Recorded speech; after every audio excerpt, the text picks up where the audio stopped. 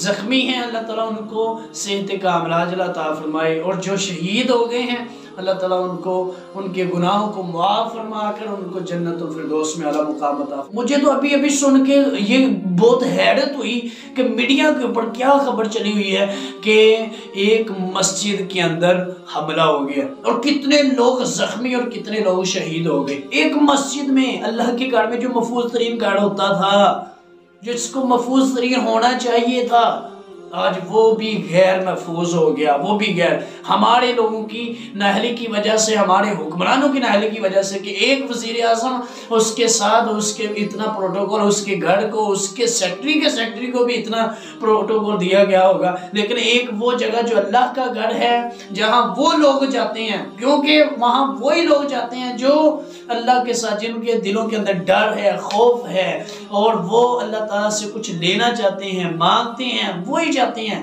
غریب جائیں گے، مسکین جائیں گے، یتیم لوگ جائیں گے، اور وہ وہاں جا کے اللہ تعالیٰ سے فریادیں کریں گے، اللہ تعالیٰ سے مانگیں گے۔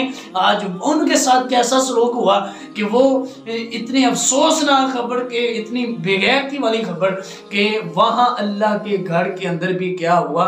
حملہ ہو گیا۔ اللہ کے گھر کے اندر بھی وہ محفوظ نہیں رہے، اللہ کے گھر کے اندر بھی ان کی جانیں جو ہے چلی گئیں، اور اللہ کے گھر کے اندر بھی وہ زخمی ہو کے آ رہے ہیں۔ اللہ کے گھر کے اندر زخمی نہیں ہونا چاہیے، محفوظ ترین گھر۔ من اظلم ممن منع مساجد اللہ ان یذکر فیہا اسمہ وسعی فی خرابها۔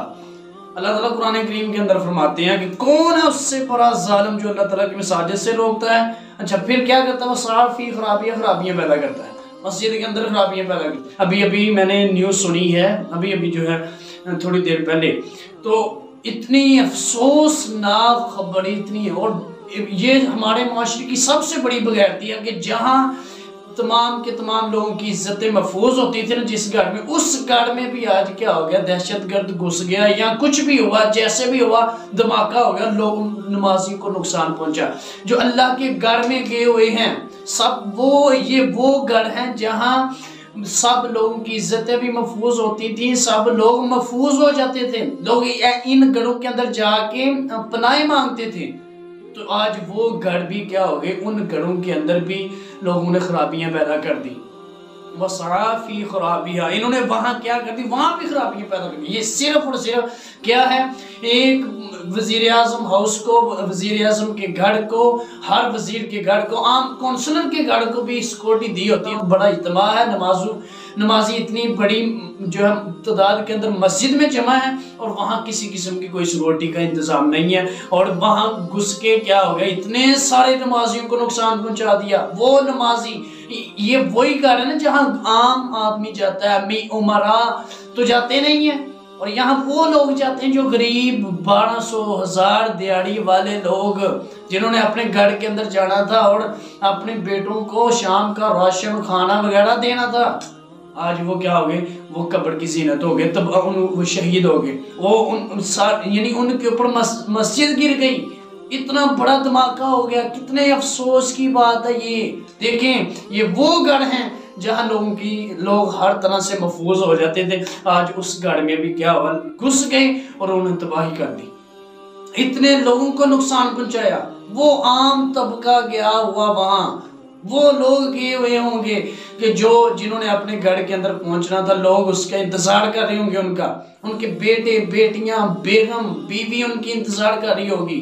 کتنی عورتیں بیوہ ہو گئی آج، اور کتنے لوگ آج یتیم ہو گئے، کتنے بیٹے بیٹیاں یتیم ہو گئیں اور چلے گئیں، اور کتنے لوگوں کے گھروں کے اندر پریشانی۔ وہ زخمی جو صحیح سلامت گھر سے نکلا تھا، آج وہ نہ تو وہ کسی ایکسیڈنٹ، نہ کسی حادثے کی وجہ سے، نہ وہ کہاں سے زخمی جا رہا ہے؟ اللہ کے گھر سے زخمی جا رہا ہے۔ اللہ کے گھر محفوظ نہیں ہے آج، اللہ کے گھر محفوظ نہیں ہے، جو سب سے زیادہ محفوظ ہونے چاہیے تھے ہمارے معاشرے کے اندر، آج وہ بھی محفوظ نہیں ہے، آج وہ گھر بھی محفوظ نہیں ہے۔ کتنے افسوس کی بات ہے یہ، اور کتنا لمحہ فکریہ ہمارے لیے۔ ساری کی ساری مساجد پھر تو محفوظ نہ رہی، ہر مسجد کو، پھر ہر نمازی کو ٹینشن یہ کہ یار میں اب اللہ کے گھر میں جاؤں گا، پھر بھی مجھے کوئی نہ کوئی مجھے ٹارچر کرے گا، یا مجھے اوپر کسی نہ کسی طریقے سے حملہ ہو جائے گا۔ اللہ کے گھر میں، اللہ کے گھر محفوظ ہونے چاہیے تھے، ان کو ہر قسم کی فیسلٹیز دینی چاہیے تھی، ہر قسم کی سہولت ہونی چاہیے تھی وہاں، آج وہ گھر بھی محفوظ نہیں ہے۔ کس وجہ سے؟ ان لوگوں کی، یہ سیاستدانوں کی لڑائیوں کی وجہ سے۔ ان کو کیا فرق پڑے گا؟ آئیں گے تھوڑی دیر کے لیے میڈیا کے اوپر آئیں گے، مذمت کریں گے، بس ٹھیک ہے ختم، پھر معاملات سارے ختم۔ کیا ہو گیا یہ ہماری قوم کو کہ ایک اللہ کا گھر، اللہ کے گھر جو محفوظ ترین ہوتے تھے، نبی صلی اللہ علیہ وسلم فرماتے ہیں قیامت کے قریب، یہ قیامت کی نشانیوں میں سے ایک نشانی ہے۔